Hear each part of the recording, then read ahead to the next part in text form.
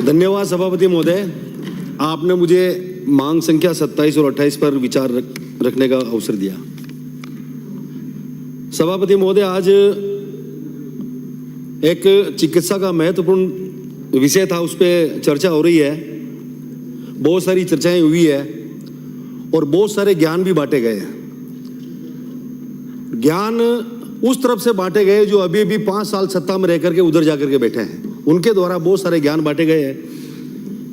मैं बात करना चाहूंगा, यहाँ इस सदन में भिलवाड़ा मॉडल की बात भी चली थी।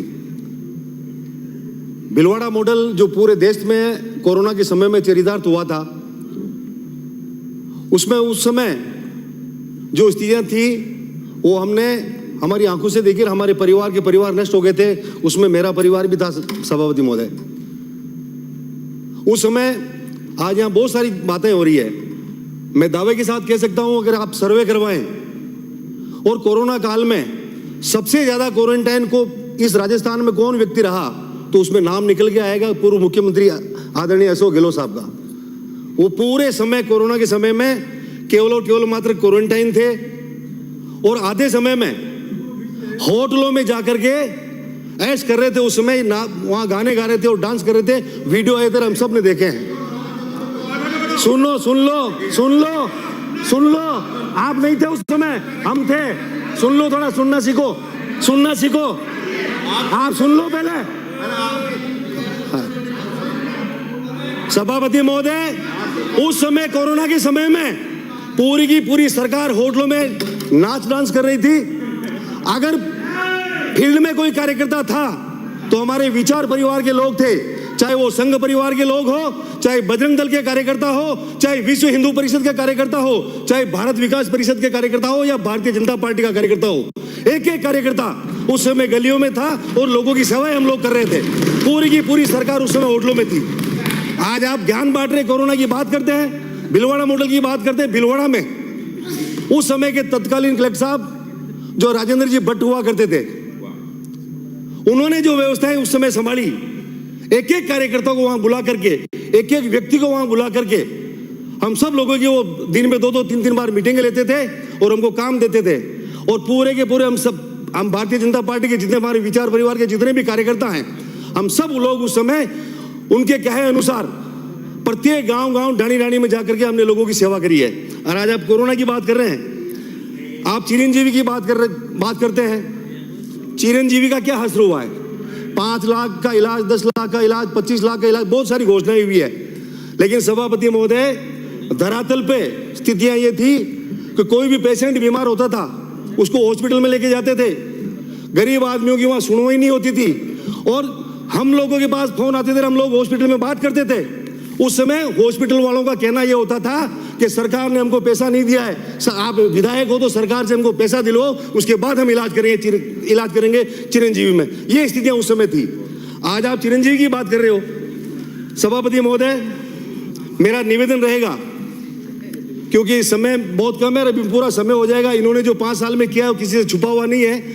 यहाँ सदन में आकर के भाषण देने से काम नहीं चलता। धरातल पे आप लोगों ने काम नहीं किया है, तब जाकर के आज आपकी स्थिति ये हुई कि आज आप वहां बैठे हो।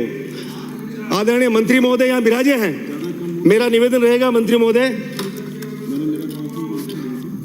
लकवा एक बहुत ही गंभीर बीमारी है जो किसी भी समय कभी भी किसी को भी हो सकती है।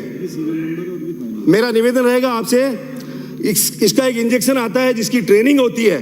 तो मैं आपसे निवेदन करना चाहूंगा कि पूरे प्रदेश में जितनी भी हमारी सीएससीयां हैं, उन सीएससीओ में इसकी ट्रेनिंग कराई जाए उस इंजेक्शन के लगाने की, ताकि लकवा जैसी गंभीर बीमारी से हम लोगों को निजात दिला सके। ये मेरा आपसे निवेदन रहेगा।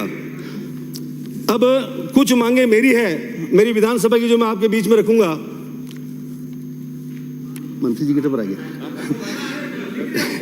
मेरे आसिंद सीएससी, आसिंद बहुत बड़ा शहर है सभापति महोदय, और आसिंद की भिलवाड़ा जिले की दूरी लगभग 58 किलोमीटर होती है। 58 किलोमीटर से पहले किसी भी तरह की कोई चिकित्सा सुविधा नहीं है। मैंने पहले भी निवेदन किया था, जब आपका रिप्लाई आवे तो मेरा निवेदन रहेगा कि आसिंद सीएचसी को आप उप जिला अस्पताल में क्रमोन्नत करेंगे तो आपकी अति मेहरबानी होगी, क्योंकि 60 किलोमीटर से पहले कोई किसी भी तरह की कोई व्यवस्था नहीं है। आसिंद सीएचसी को आप उप जिला अस्पताल आज ही जब आप रिप्लाई दें उस समय घोषित करें। और मेरा एक निवेदन और है, ब्राह्मणों की शरीरी में पीएचसी है और कंवलियास में भी पीएचसी, दोनों की दोनों हाईवे रोड पे है। एक आसिन से भिलवाड़ा रोड पे और एक गुलाबपुरा से भिलवाड़ा रोड पे, दोनों हाईवे पे है। दोनों पीएचसी को सीएचसी में आप क्रमोन्नत करेंगे तो आपकी अति मेहरबानी होगी। और बादसी एक बहुत बड़ा एरिया है आदरणीय सभापति महोदय, जो पहाड़ों पे बसा हुआ है, अरावली की पहाड़ियों पे बसा हुआ पूरा एरिया है। वहाँ केवल मंगरा के अलावा जमीनें जैसी कोई स्थिति नहीं है, ना वहाँ बसें चलती है, ना कोई सुविधा है। वहाँ बहुत सारे लोग पहाड़ों के ऊपर बसते हैं। तो मेरा आपसे निवेदन रहेगा कि बादसी और बरसनी और कटार, वहाँ केवल सब सेंटर है, दूर दूर तक 20-20 किलोमीटर तक कोई चिकित्सा की व्यवस्था नहीं है। इन तीनों सब सेंटरों को आप पीएचसी में अगर घोषित करेंगे तो आपकी अति मेहरबानी होगी। एक मरेवड़ा जो आसिंद विधानसभा का बॉर्डर का गांव है, करेड़ा और आसिंद के बीच में, वहाँ भी कोई चिकित्सा की सुविधा नहीं है। मेरा निवेदन रहेगा जब आप रिप्लाई देवें तो वह एक नवीन सब सेंटर, जो एक बहुत ही छोटा सा काम है, एक नवीन सब सेंटर आप मुझे दे देंगे तो आपकी अति मेहरबानी होगी।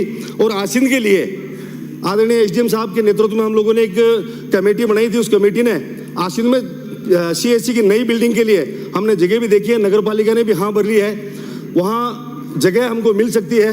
अगर आप नई बिल्डिंग वहाँ सैंक्शन करके एक नई बिल्डिंग दे देंगे तो आपकी मेहरबानी होगी। और मेरा एक विशेष तौर से निवेदन और रहेगा, जहाँ जहाँ मेरे एरिया में डॉक्टर नहीं है वहाँ आप डॉक्टरों की भर्ती पूरी करें। और जो भी चिकित्सा कर्मियों की जो कमी है उनको भी आप पूर्ति करें, क्योंकि मेरे विधानसभा क्षेत्र में आसिंद और गुलाबपुरा दोनों शहर है, दोनों ही जिला हेडक्वार्टर से लगभग 58-60 किलोमीटर की दूरी पे है।